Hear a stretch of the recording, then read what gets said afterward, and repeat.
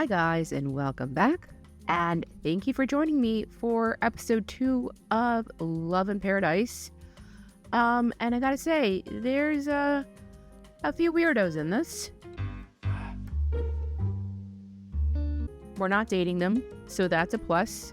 So let's just dive into it, right?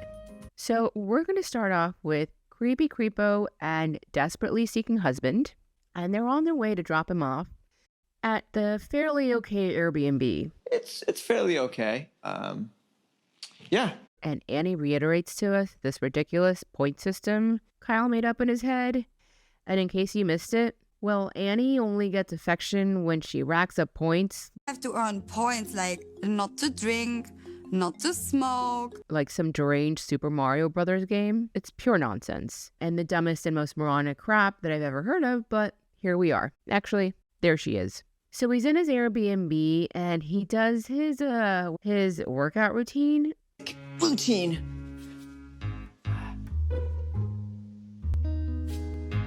I don't know, guys. All I could think of was his how to inseminate demonstration that he did in the first episode, the one that involves a bed. Yeah, my mind went to the darkest places, and now I can't unsee that. Just dump them in there. That's what you do. You don't fold them, you just dump. I used to put my clothes away like that when I was 11. So he's getting ready for the nice dinner with Annie. I think what I'm wearing is fine. And he basically wears what you wear when you're doing your laundry. I really want this relationship to work. Well, with all that effort you're putting in, I'm sure this relationship is going to last a lifetime. Kyle, pro tip, when you go on a date with a woman, or anyone for that matter, try to look your best. Not like you just rolled out of bed. Oh my God, you really come in sport clothes. There's other people here with shorts. Honestly, did this guy just pop out of his mother's womb? Did he live under a rock or something? Was he raised by a pack of wolves? Why does he act like he's had zero interaction with the human race? Americans are just more chill. Whereas Europeans, I feel like, grew up in the olden times, right? OMG, Kyle, you make us look bad here. I dress up to a nice dinner like I fell out of a trash can. Said no American ever. Well, I'm sure one or two besides you. Europeans are still in the past, like where everyone dressed up. They wore their little wigs, they wear their little gowns, and... Did he get his information from some 1970s Reader's Digest or something? So this is when you secretly text your friend to call you and pretend their house is burning down so you can bolt out of there because this dude is a handful. So he starts chowing down on his food. I wonder if any of his sperm recipients are watching this and thinking, I've made a huge mistake. Okay, I'm leaning towards my he was raised by a pack of wolves theory. Yeah, because that's how my mango eats his food, and mango is related to wolves. I am shocked how Kyle is eating. He is slurping from the plate. And you can sense the embarrassment in Annie's face. Like, she's totally giving the what the hell did I just get myself into look. And honestly, I don't know. Like, can this be real? Is this man serious? Like, he can't be so out of touch with reality. Like, he has to be faking it. I'm starting to realize that I maybe don't know Kyle as I thought he would be. But then why do I feel like he's not faking it and this is truly how he eats?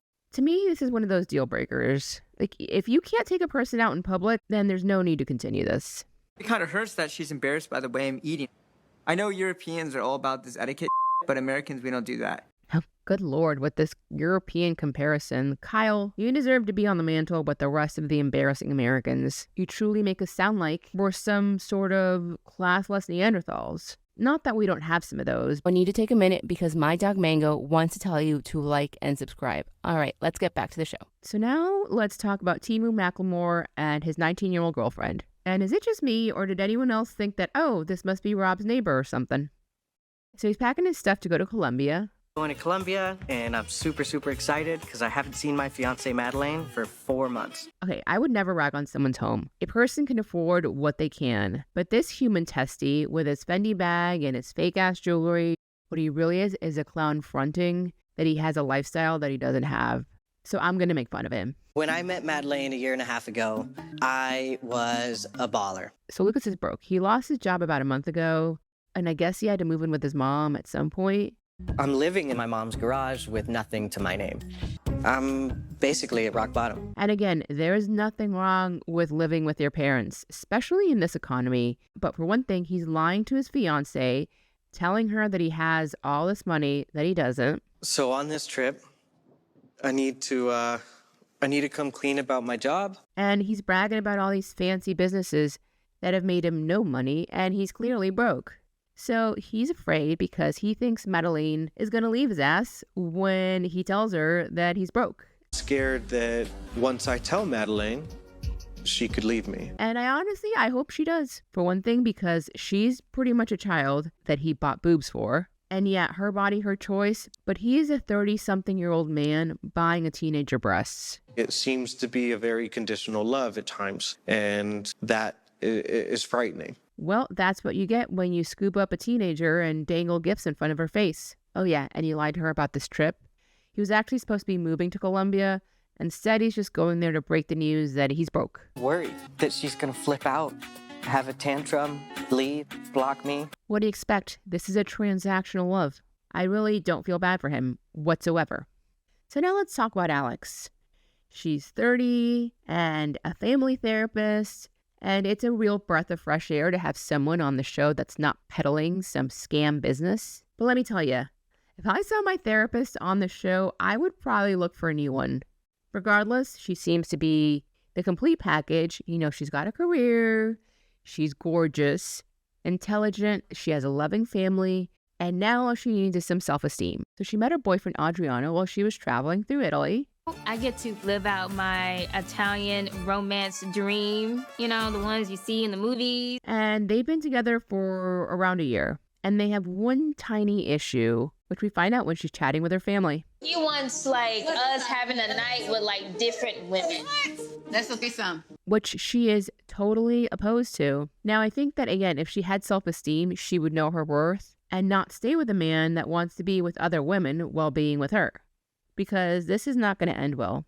I love Adriano, but we had so many arguments about sums, and we've broken up twice about it. So we then cut to Adriano, and he seems to be head over heels for Alex, totally in love, his soulmate, you know, the person he wants to spend the rest of his life with. And they've only spent 10 physical days together. Even if me and Alex have spent just 10 days together, I can see myself with Alex forever. I mean, have you ever met someone where you're totally smitten with them, and then by like the third month, you're like, nope, this is not the man for me. Nope. Anyway, so he's there and he's talking to his friend Gano, and I absolutely love that name. If I ever get a cat, I'm going to name him Gano. Anyway, Gano is skeptical of his relationship. Accept this girl that she just came to your life, any opportunity around the world, and you can meet other people that can 100% satisfy your needs. And, you know, I think that he has like a point. For one thing, he knows his friend, and he knows that his friend loves sums. I mean, like, loves him. The fact that Adriano likes some and Alex, she does like, I think sooner or later we'll end this relationship. And, you know, as much as we think that love will win, sometimes it doesn't. In the long run, I think that he's going to get that threesome itch and go for it with someone else. So lastly, we're going to talk about Shawn and Allyah. So I really like these two. You know, I don't know if they're going to work out, but I hope so. So Shawn is going to go visit his girlfriend Allyah, who was once Douglas. Now, Shawn doesn't know if he's going to be able to accept Allyah because he did fall in love with Douglas, and that's who he proposed to. He recently told me he's living most of his life as Allyah. But he's hoping that he can, you know, acclimate to Allyah. But I'm willing to see what happens in this new reality. Regardless, I really think these two have a wonderful relationship, like a friendship. And I almost shed a tear with the whole Giuseppe story. Giuseppe is a doll that Sean's bought for me because I always want to have dolls, but I never had. So even though Shawn is really torn about this whole Douglas Allyah thing, I really appreciate that he's very supportive towards Allyah, buying her extensions. I have hair for it. She's forever now. Oh my God. Red hair. I can swim here. And calling her by the pronouns that she wishes to be called by. You know, I hope everything goes well for them. And I guess we'll find out in the next coming weeks. Guys, that's it for this week. Thank you so much for stopping by. Don't forget to like, share, subscribe, hit the notification button. and I'll see you in the next one. Bye!